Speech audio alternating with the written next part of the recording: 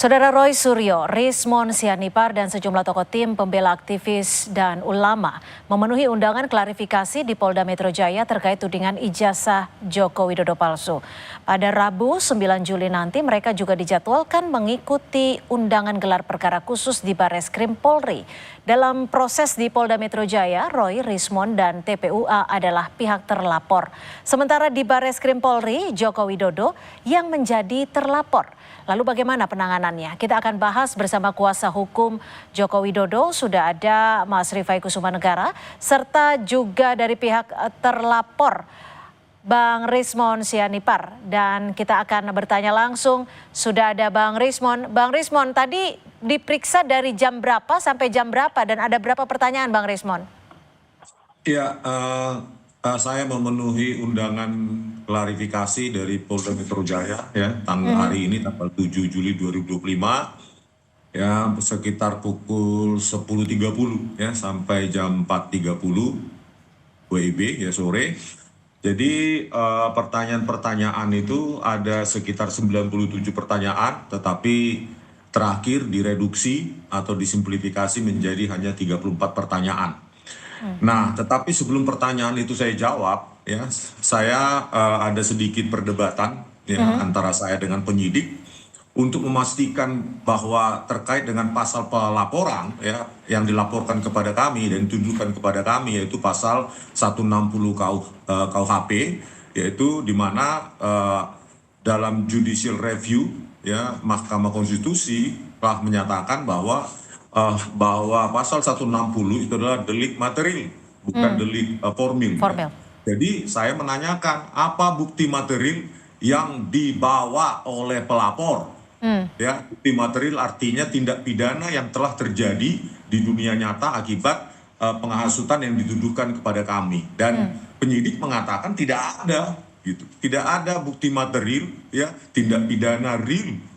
Misalnya keonaran, kegaduhan, atau apapun itu akibat penghasutan yang dituduhkan kepada kami. Terus ya saya menyatakan bahwa pasal 160 KUHP itu kenapa dipakai kepada kami? Ini kan semacam laporan-laporan pepesan kosong ya. Bagaimana ya pelapor itu dengan gampang melaporkan seseorang hanya melampirkan video-video. Artinya akibat keberatan Anda ini yang membuat dari 90 sekian pertanyaan direduksi jadi 30 pertanyaan. Ini pertanyaannya yang 30 ini seputar apa? Ya bisa jadi itu menjadi hal yang mereduksi jumlah pertanyaan tersebut gitu.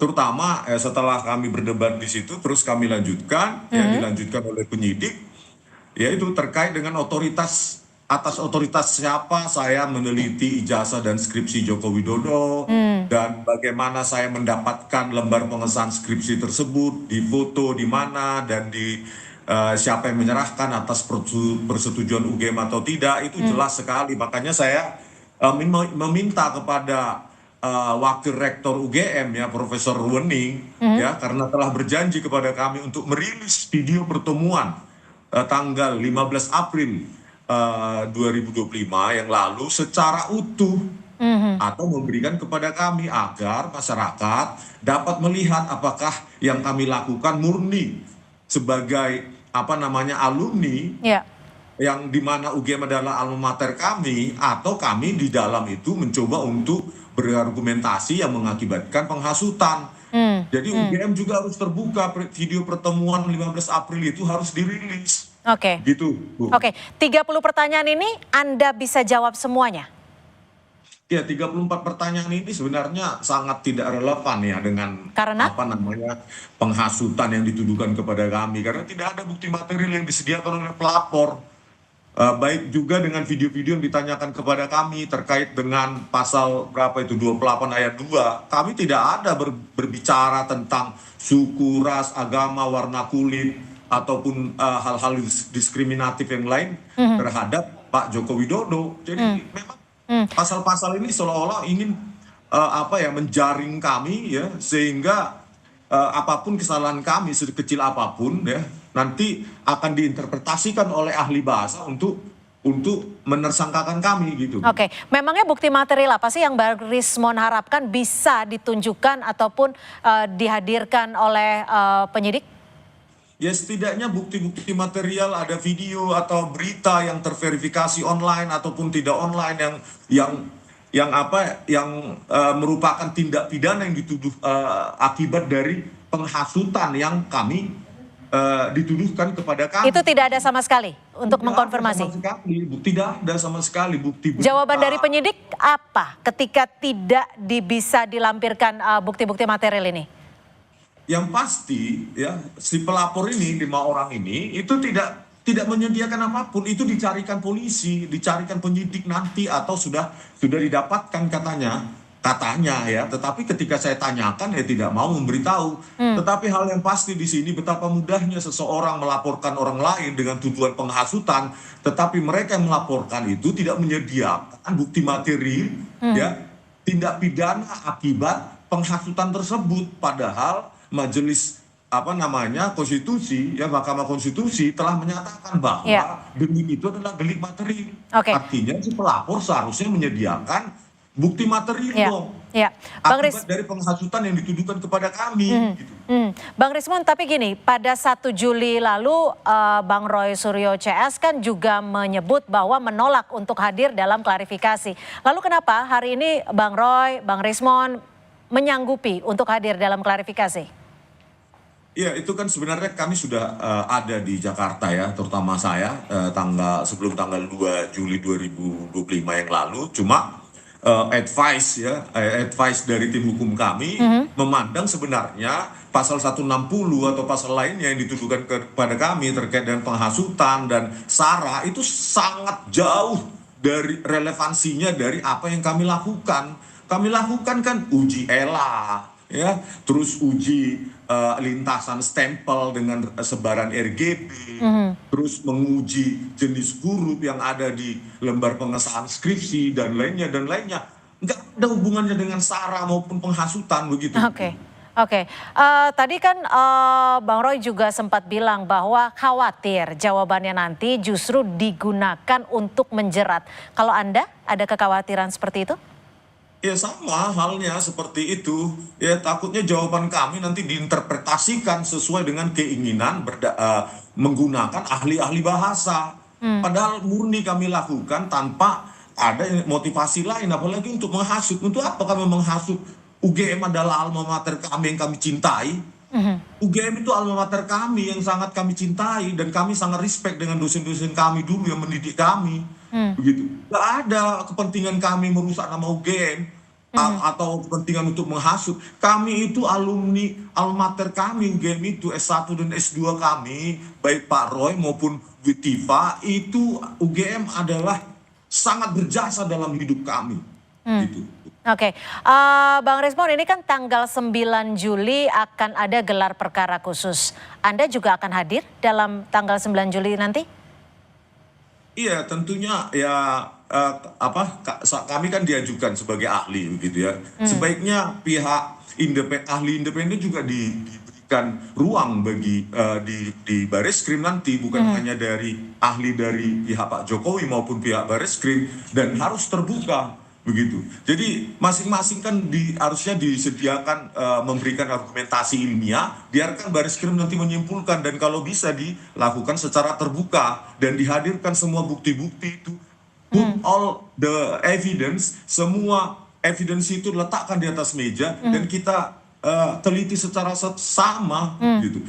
Dan kalau bisa ya ada peneliti-peneliti independen juga untuk sehingga Bareskrim bisa mendapatkan kesimpulan yang konklusif dan konvergen mengenai keautentikan atau kepalsuan dari ijazah maupun skripsi Pak Joko Widodo. Oke, saya ke Mas Rifai. Tadi sudah ada yang diperiksa, termasuk salah satunya Bang Rismon dan juga Roy Suryo. Ini juga disebutkan, Roy menjelaskan bahwa pelapor selain klien Anda nggak ada legal standing. Bagaimana Anda menjelaskan hal ini atau menanggapinya? Pada intinya saya memahami argumentasi yang disampaikan Pak Rismon yang kawan-kawan. Tapi di sisi lain sebenarnya kalau mau bicara tidak ada legal standing, itu juga terjadi di dalam perkara kami. Sebenarnya pertanyaannya adalah apakah TPUA memiliki legal standing untuk mempersoalkan kepalsuan ijazah Pak Jokowi? Itu pun juga kalau dicermati, didalami, terlihat tidak ada legal standing. Apalagi pasal 263 itu ada satu unsur harus terjadinya kerugian. Jadi pelapor itu seharusnya saksi korban yang dirugikan akibat terjadi pemalsuan. Nah, dalam hal ini kan sebenarnya apa kerugian yang diderita oleh TPUA seandainya misalnya ijazah tersebut palsu? Yang punya kewenangan atau kompetensi untuk melapor justru pertama adalah UGM. Karena misalnya kalau ijazah dipalsukan, UGM yang paling merugikan pertama. Kedua mungkin KPU atau KPUD. Lalu ketiga mungkin paslon lain pada saat pilpres atau pilkada. Nah, mereka-mereka yang memiliki kepentingan untuk melaporkan ijazah. Jadi sebenarnya kalau bicara legal standing di perkara kami pun juga di baris ini, kami berpandangan secara yuridis tidak ada legal standing TPU untuk melaporkan. Mas Rifai, tadi Bang Rismon juga menyatakan bahwa sempat berkeberatan kepada penyidik bahwa meminta untuk dilampirkan bukti-bukti materialnya, tapi tidak bisa dilampirkan. Bagaimana Anda menanggapi hal ini? Ya, memang kalau pemeriksaan itu kan penyidik hanya mendengar keterangan.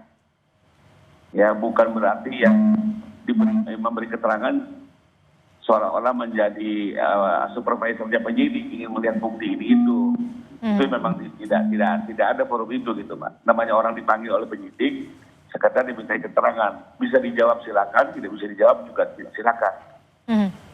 Jadi bukan pada tempatnya seorang saksi itu justru meminta bukti-bukti apa yang penyidik minta. Itu biasanya justru pertanyaan-pertanyaan itu sebaiknya diajukan oleh pengacara, bukan oleh terperiksa. Itu ketentuannya. Mas Rifai, nanti tanggal 9 Juli 2025 ini kan akan dilakukan juga gelar perkara khusus. Bagaimana Anda bisa melihat jikalau nanti Mas Roy Suryo akan dihadirkan sebagai ahli telematika? Ya, kalau kami seperti yang sudah kita sampaikan sebelumnya, kami menolak jika Pak Roy diajukan sebagai ahli karena dari pandangan kami, pertama ini melanggar ketentuan hukum acara pidana maupun Perkapolri. Kenapa? Pertama, yang namanya saksi itu hanya bisa diajukan oleh penyidik atau tersangka dan penasihat hukumnya. Tidak ada namanya saksi ahli itu diajukan oleh pelapor.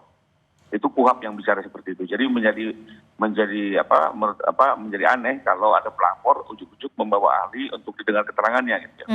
Itu yang pertama. Kedua, kami menilai Pak Roy tidak memiliki kompetensi maupun kapasitas untuk menguji objek yang bersifat analog. Nah, ketiga, kami melihat beliau sudah tendensius dan memiliki kepentingan subjektif, ya. Karena kita tahu selama ini statement-statementnya sendiri sudah menyerang Pak Jokowi, ya, sudah mendiskusikan Pak Jokowi. Sementara menurut hukum acara pidana, seorang ahli itu harus independen, harus objektif. Ya, tidak bisa memberikan keterangan-keterangan di luar penelitiannya.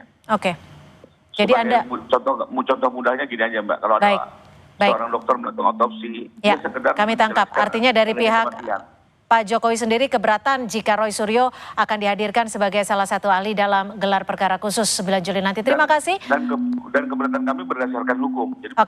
Baik, kami tangkap. Terima kasih Mas Rifai Kusumanegara, kuasa hukum dari Joko Widodo, dan juga Bang Rismon Sianipar. Terima kasih sudah bergabung bersama kami di Sapa Indonesia Malam. Selamat malam.